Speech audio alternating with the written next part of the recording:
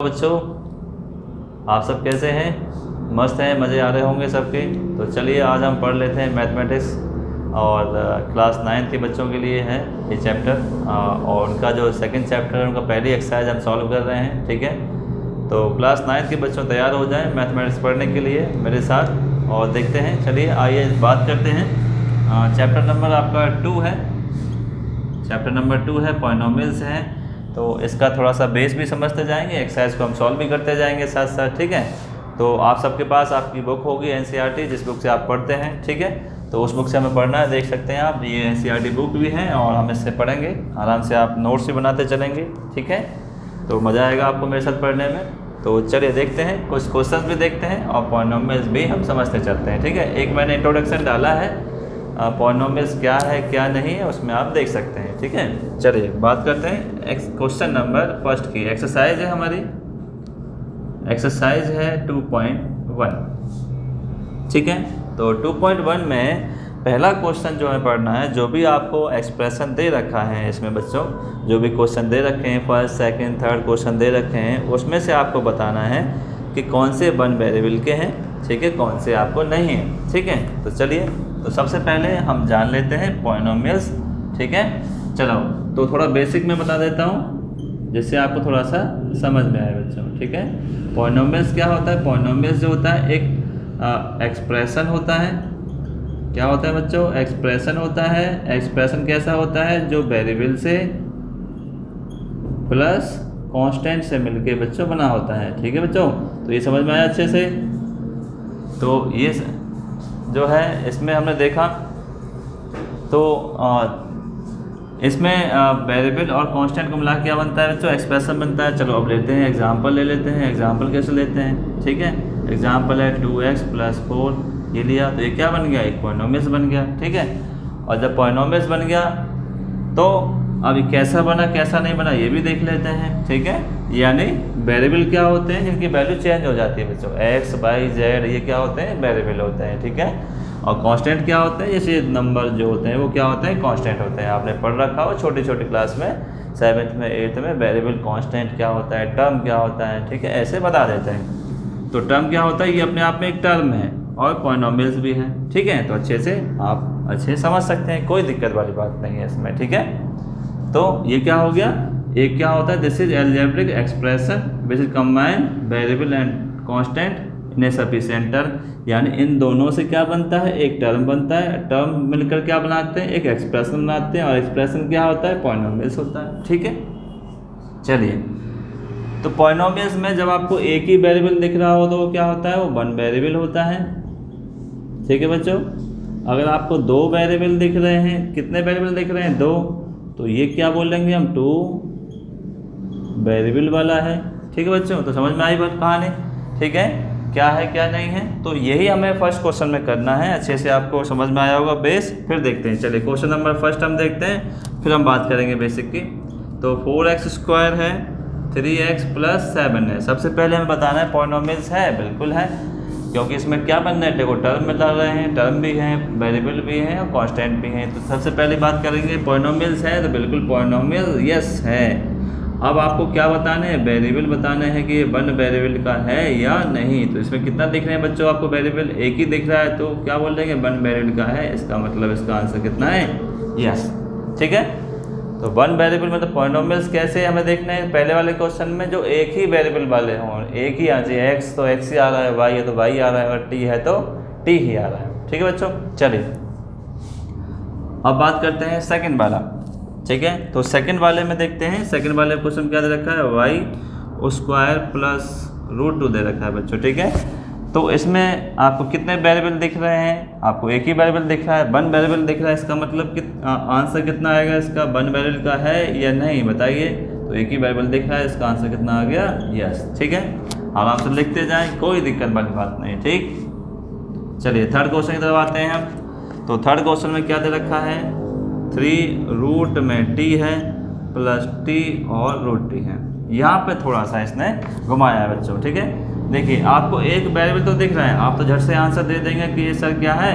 ये एक वेरिएबल का पॉलिनोमियल्स है। बिल्कुल बात हम मान रहे हैं आपकी कि जो एक वेरिएबल में है, पर जो वेरिएबल है किस में आ गया? रूट में आ गया बच्चों। ठीक है, तो पॉलिनोमियल्स कौन से नहीं होते? जब वेरिएबल जो हैं यानी x अगर रूट में आ जाता है वो पॉलिनोमियल्स ही नहीं होते हैं। समझ रहे बच्चों? तो अगर वेरिएबल हमारे दे रखे हैं x हो, y हो, t हो, अगर वो बच्चे रूट में होते हैं तो पॉलिनोमियल्स ही नहीं होते हैं। और जब पॉलिनोमियल्स ही नहीं है तो हम वन वेरिएबल क्या करेंगे बताकर उसके, ठीक है। तो यहाँ पहले आप क्या लिखेंगे? दिस इज नॉट क्या पॉलिनोमियल्स। समझ रहे हैं बच्चों? जब पॉलिनोमियल्स नहीं है तो हम ये वन वेरिएबल का भी हम नहीं बताएंगे बच्चों, ठीक है। आराम से आप लिख सकते हैं, अपना वीडियो जूम करें और आराम से आप लिखें पॉज करके। चलिए आगे बढ़ते हैं इसमें।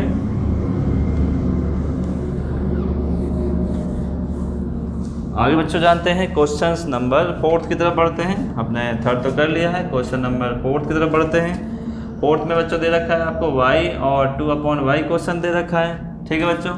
तो आपको देखो कितने वेरिएबल देख रहे हैं, थोड़ा सा हम सॉल्व इसको कर लेते हैं बच्चों। तो यहाँ क्या लगा लेते हैं? फ्रैक्शन लगा लेते हैं। तो कितना आया इसका? क्रॉस मल्टीप्लाई किया y² आया, 2 का 1 से किया तो 2 आया, ठीक है बच्चों। तो ये आपके पास क्या आ गया है? एक जो आपके पास पॉलिनोमियल्स आ गया। तो इसमें कितने वेरिएबल दिख रहे हैं? एक ही वेरिएबल दिख रहा है। तो वेरिएबल कितने हैं इसके?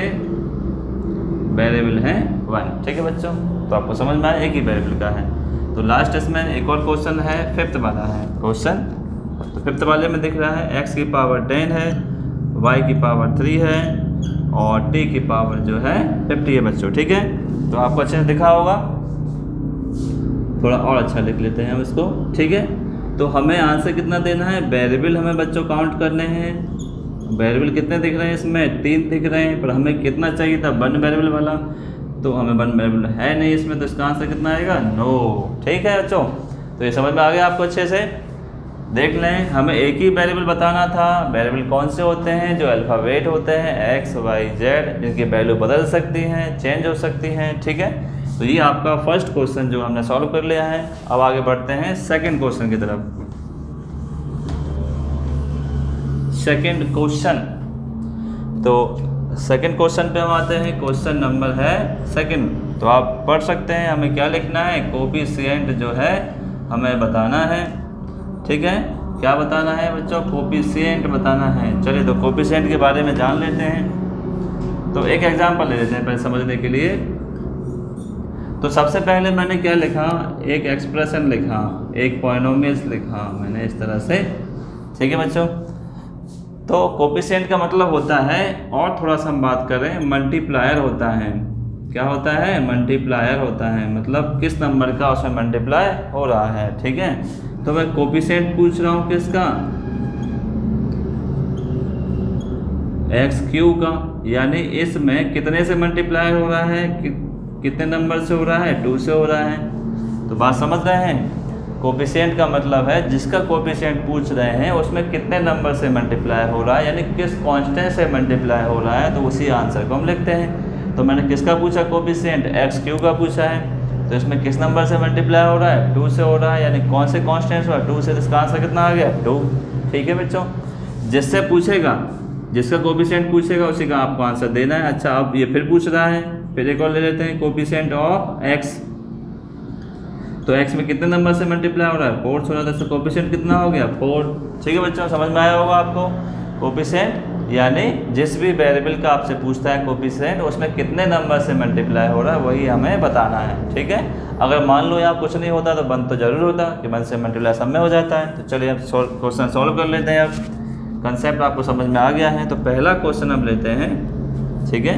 ये कोफिशिएंट पूरे सभी क्वेश्चनों में x² के कोफिशिएंट पूछ रहा है, ठीक है। जितने भी 4 आपको क्वेश्चन दे रखे हैं। तो पहला क्वेश्चन है 2 + x² बच्चों और प्लस x, ये क्वेश्चन आपको दे रखा है, ठीक है। तो पहले क्वेश्चन में हमें क्या निकालना है? कोफिशिएंट निकालना है। तो इसका आंसर हम क्या बताएंगे? तो x² में मल्टीप्लाई किससे हो रहा है? किससे भी नहीं होता। तो किससे होता है बच्चों? 1 से होता है। तो इसका आंसर कितना आ गया? 1, ये हो गया। सेकंड लिख लेते हैं। सेकंड में दे रखा है 2 - के x² और प्लस का x³। कोफिशिएंट किसका पूछ रहा है बच्चों? x² का, और किसी से हम कोई मतलब नहीं है। x² में कितने से मल्टीप्लाई हो रहा है? तो इसको ऐसे लिख लीजिए, -1 से मल्टीप्लाई हो रहा है। साइन के साथ बच्चों लेंगे, ठीक है। तो इसका कोफिशिएंट आंसर कितना रहा? कोफिशिएंट x² कितना आया? -1। क्या मल्टीप्लाई हो रहा है? -1 के साथ, साइन के साथ लेंगे, ठीक है। ध्यान रहे, चलिए अब आते हैं बच्चों थर्ड वाले क्वेश्चन पर। तो थर्ड वाले क्वेश्चन में दे रखा है π/2 x² और आगे दे रखा है प्लस का x, ये बच्चों दे रखा है। ठीक है, तो हमें क्या पूछ रहा है, कोफिशिएंट ऑफ x² का मल्टीप्लाई किसका हो रहा है, तो आंसर क्या है बताइए। आंसर आ रहा है आपका π/2। ठीक है, अच्छे समझ में आ गया है आपके, दिख रहा है, देख लीजिए। हमें क्या ढूंढना है, कोफिशिएंट का मतलब मल्टीप्लायर होता है, मल्टीप्लायर आपको देखें तो हमें क्या दिख जाएगा, आपका क्या नंबर है, अगर नहीं है तो उसके साथ बंद रूल होता है। ठीक है, चलिए लास्ट वाले पे आ जाते हैं, फोर्थ वाले पर। तो फोर्थ वाला भी देख लेते हैं। फोर्थ वाले में क्या दिख रहा है, रूट का 2x माइनस का 1। अब बच्चों यहाँ पे इसने एक बात सिखा दी है कि ये x² का पूछ रहा है पर उसमें x² है ही नहीं, और जब है ही नहीं तो क्या होंगे, कोफिशिएंट कितने होंगे, 0। ठीक है बच्चों, समझ में आ गई हो कहानी आपको। जब कोफिशिएंट उसमें पूछ रहा है वो है ही नहीं, टर्म वेरिएबल ही नहीं है, इसका मतलब उसमें क्या होंगे, आंसर 0 होगा उसका। ठीक है बच्चों, तो हटा दें, आराम से लिख लेना आप, वीडियो को पॉज करके आराम से आप लिख सकते हैं बच्चों। ठीक है,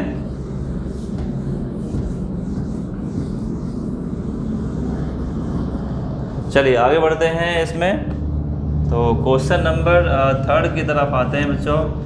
क्वेश्चन नंबर 3 में आपको क्या दे रखा है, जरा पढ़ लेते हैं, देख लेते हैं। Give one example each of the following each of binomial of degree, यानी एक आपको ऐसा एग्जांपल लेना है जो क्या हो, बायनोमियल हो। बायनोमियल का मतलब क्या होता है, आपको इसमें 2 टर्म हो, 2 टर्म, इसकी पावर कितनी होनी चाहिए, 35 होनी चाहिए। एक क्या हो, एक और मोनोमाइल्स हो, वो क्या होनी चाहिए, डिग्री उसकी 100 होनी चाहिए। यानी ये पूछ रहा है, एक तो पढ़ते हैं, आप लोग उसमें दिया है गिवन दैट,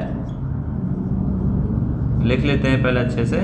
तो गिवन दैट क्या है, हमें एक ऐसा इक्वेशन बनानी है, यानी एक ऐसा पॉलिनोमियल लेना है बच्चों। ठीक है, कैसा लेना है, जिसकी डिग्री क्या हो, डिग्री इसकी 35 हो। और पॉलिनोमियल कैसा लेना है वो बता रहा है, बायनोमियल्स लेना है। बायनोमियल का मतलब क्या होता है, जिसमें 2 टर्म हो, कितने टर्म हो, 2 टर्म हो, वो होता है बायनोमियल। ठीक है, तो इसमें हाईएस्ट पावर कितनी रखनी है आपको, 35।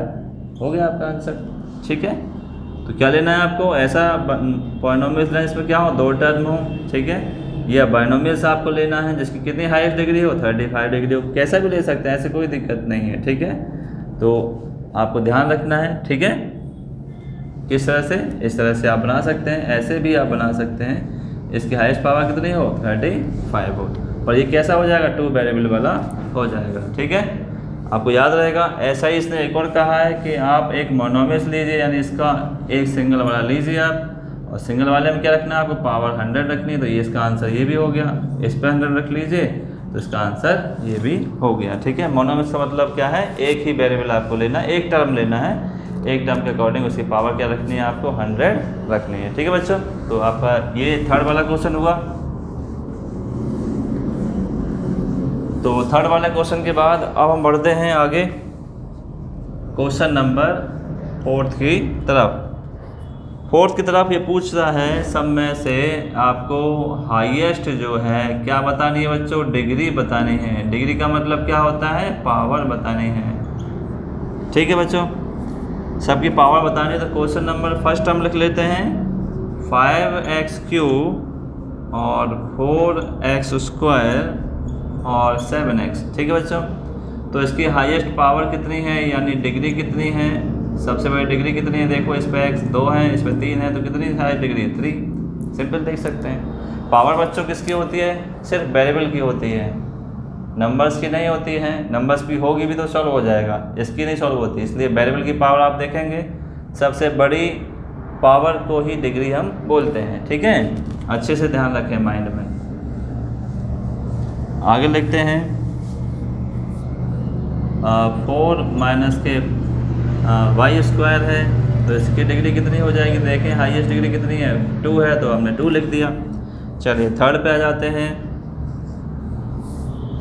3rd है 5t माइनस का रूट 7, इसमें वेरिएबल कितना है, 1t है, इससे पावर कितनी है, 1, तो इसका डिग्री कितनी हुई, तो इसकी डिग्री हुई हाईएस्ट वाली 1। 4th क्वेश्चन पे आ जाते हैं।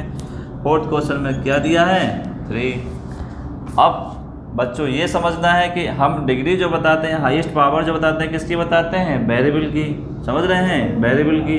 अब यहाँ तो कांस्टेंट दे दिया, कांस्टेंट पॉलिनोमियल्स हैं, तो इसमें हम क्या लगा सकते हैं? इसमें कुछ है नहीं, तो आंसर क्या देंगे इसमें हम? डिग्री जो होगी वो क्या होगी? 0 होगी। क्योंकि अगर हम लगा भी सकते हैं x की पावर 0 लगा सकते हैं तो भी 0 है, क्योंकि हमने एक नियम पढ़ा है छोटी क्लासेस में, जिसकी पावर 0 होती है इसकी वैल्यू क्या होती है बच्चों? 1। तो हम पॉलिनोमियल्स लगा सकते हैं x, इसकी पावर 0, इसकी वैल्यू 1 है, और 1 से मल्टीप्लाई करेंगे तो 3 ही रहेगा। ठीक है, इस तरह से है बच्चों। तो 3 × 1 का हम करते हैं तो 1 को क्या लिख सकते हैं आप? 3 × x की पावर डिग्री 0, तो इसकी वैल्यू क्या हो? डिग्री क्या हो गई आपकी? 0 हो गई। ठीक है, अच्छे से आप लिख लीजिए, कोई दिक्कत वाली बात नहीं है। ठीक है बेटे, ये हमारा आराम से हो गया है। ठीक है, तो क्वेश्चन नंबर 4 आपका हो गया। लास्ट क्वेश्चन की तरफ बढ़ते हैं, क्वेश्चन नंबर 5 की तरफ। ठीक है, हाईएस्ट डिग्री, डिग्री आपको बताना है जो कि हाईएस्ट पावर शो करता है। वेरिएबल की पावर ही हम देखते हैं बच्चों, ध्यान रखना।